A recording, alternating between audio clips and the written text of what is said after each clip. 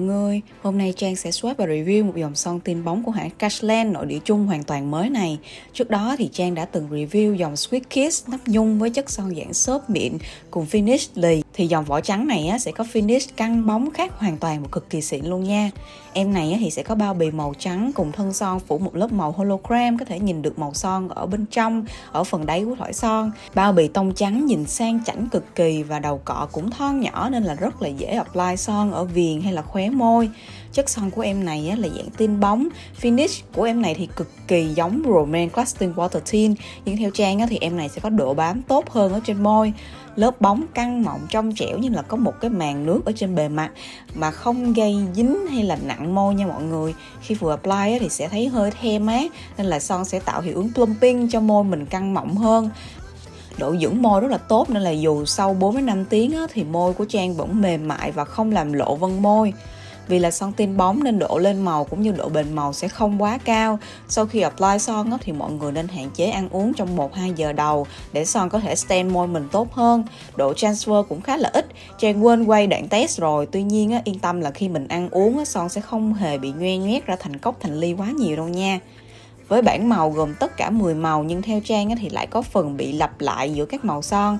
Có nhiều màu khi mình swatch ra tay thì có thể thấy sự khác biệt, nhưng mà một phần là do chất son tin bóng khá mỏng nên là sự khác biệt khi lên môi giữa các màu gần như rất là khó nhìn ra. Do đó thì Trang có ghép hình swatch 10 màu trên môi cạnh nhau để mọi người có thể tiện so sánh hơn. Còn bây giờ thì mình xem phần swatch từng màu của Trang nha. Đầu tiên là màu G01. Màu này theo Trang là một tông màu MLBB dễ dùng và hợp với nhiều tông da khác nhau, kể cả da tông ấm và da tông lạnh. Tông son này khi lên môi thì sẽ không có quá đậm đâu và nhìn rất là tự nhiên, rất là trong trẻo và dễ sử dụng. Tuy nhiên nếu mà nền môi bạn nào quá đậm thì màu son sẽ không được lên chuẩn lắm đâu ha. Nên là mình cần phải dùng cushion trước khi apply son nè.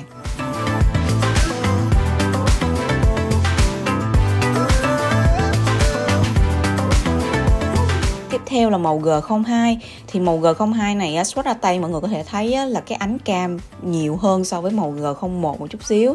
Tuy nhiên thì lên môi mình nó cũng không có quá khác biệt nhiều. Chỉ là nếu mọi người nhìn kỹ thì sẽ thấy ánh cam nhiều hơn màu G01 một chút xíu thôi. Và màu này thì nó sẽ thiên về tông cam đất, rất là hợp với các bạn da tông ấm hoặc là những bạn da ngăm đang tìm một cái tông son tin bóng MLBB ha. Và màu G03 là màu mà Trang thích nhất luôn. Màu này sẽ là tông hồng đất, kiểu cánh hồng khô nhưng mà theo tông MLBB rất là dễ sử dụng. Màu này theo Trang rất là giống với màu 19 của dòng Juicy Lasting Tint của Roman luôn á mọi người. Màu này rất là xinh, rất là dễ sử dụng, thích hợp ngay cả khi mình để mặt mộc hoặc là make up nhẹ nha.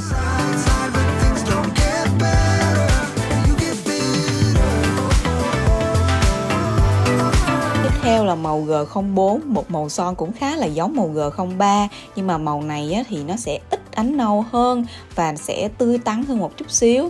Nếu mà da bạn nào mà hơi ngăm hơn thì Trang khuyến khích là nên chọn màu G04 này ha. Màu G04 này cũng rất là tự nhiên, cũng là một tông MLBB thích hợp cho các bạn học sinh sinh viên hoặc là những bạn mà thích dùng son tin bóng nhưng mà không thích make up quá nhiều. Và tiếp theo thì mình có màu G05. Màu G05 này lại một lần nữa nó khá giống màu G03 và G04. Nhưng mà màu G05 này thì cái sắc đỏ nó sẽ nhiều hơn một chút xíu khi mà mình apply full môi ha. Và màu son này nhìn chung nó sẽ nổi bật và tươi tắn hơn một chút xíu.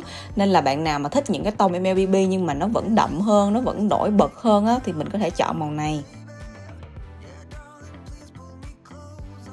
Tiếp theo mình có màu G06. Màu G06 là một phiên bản nhiều đỏ và trầm đậm hơn màu G05 một chút xíu. Màu son này một lần nữa theo Trang lại hợp rất là nhiều tông da khác nhau nè, và có phần ánh cam kiểu màu đỏ cam gạch đó mọi người, nên là màu này cũng rất là dễ sử dụng ha. Tiếp theo thì mình có màu G07. Màu G07 là một tông hồng đỏ cool tone ha, sẽ hợp với những bạn mà da trắng, da sáng một chút xíu và những bạn có da tông lạnh. Màu son này thì sẽ có để lại lớp base màu hồng, nhưng mà yên tâm là lớp base hồng này nó sẽ không có bị sến súa hay là ngã tím quá nhiều đâu nha.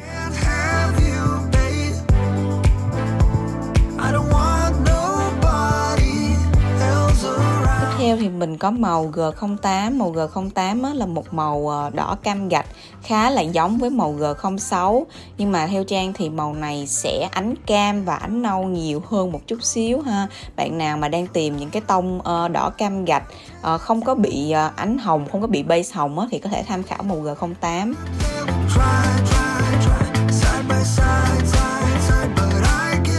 Và tiếp theo thì mình có màu G09. Màu G09 là một màu son có nhũ ha, là màu có nhũ duy nhất trong 10 màu. Và màu này sẽ ánh hồng khá rõ rệt. Theo Trang là một tông hồng đất nhưng mà ít ánh nâu thôi. Và màu này thì sẽ hợp với những bạn mà có da tông lạnh ha, những bạn da sáng, da trắng một chút xíu. Tại vì em này có để lại một lớp base màu hồng tím ha, khá là nổi bật luôn. Và cuối cùng là mình có màu G10. Theo Trang màu G10 là màu nhạt nhất trong 10 màu. Nên là màu này sẽ hợp với những bạn có nền môi sáng màu hơn một chút xíu để màu son được lên chuẩn ha. Màu này là một tông nude cam nhưng mà nó có pha một chút xíu ánh hồng. Vẫn rất là hợp nhiều tông da khác nhau. Và màu này sẽ hợp với những bạn đang tìm cái tông son tin bóng mà thiên về những tông nude hơn ha. Ok, vậy là Trang vừa hoàn thành xong phần swatch và review 10 màu son tin bóng của Cashland rồi. Và mọi người có thể tham khảo cái hình swatch 10 màu của Trang để cạnh nhau để mọi người có thể tiện so sánh ha.